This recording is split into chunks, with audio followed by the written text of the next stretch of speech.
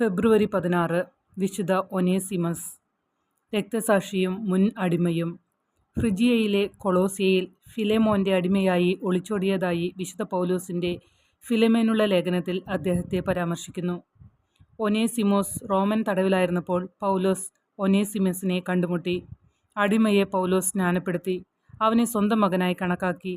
ഫിലെമോനോട്, ഇനി ഒരു അടിമയായിട്ടല്ല, ഒരു അടിമയേക്കാൾ കൂടുതൽ ഒരു സഹോദരൻ, പ്രത്യേകിച്ച് എനിക്ക് പ്രിയങ്കരൻ, എന്നാൽ പ്രത്യേകിച്ച് നിങ്ങൾക്ക് കർത്താവിൽ ഒരു മനുഷ്യനായി തന്നെ സ്വീകരിക്കാൻ ആവശ്യപ്പെട്ടുകൊണ്ട് പൗലോസ് ഒനേസിമസിനെ ഫിലെമോൻ്റെ അടുക്കിലേക്ക് തിരികെ അയച്ചു. അതിനാൽ നിങ്ങൾ എന്നെ ഒരു പങ്കാളിയായി കണക്കാക്കുന്നുവെങ്കിൽ നിങ്ങൾ എന്നെപ്പോലെ അവനെ സ്വീകരിക്കുക. അവൻ നിങ്ങളോട് എന്തെങ്കിലും അന്യായം ചെയ്തിട്ടുണ്ടെങ്കിലോ എന്തെങ്കിലും കടപ്പെട്ടിട്ടുണ്ടെങ്കിലോ അത് എൻ്റെ മേൽ ചുമത്തുക. പൗലോസിൻ്റെ കൊളോസ്യർക്കുള്ള ലേഖനത്തിൽ വിവരിക്കുന്നു. ഒനേസിമസിനെ വീണ്ടും ലേഖനം വഹിച്ച തിഹിക്കോസിനെ അനുഗമിക്കുന്നതായി പരാമർശിക്കുന്നു.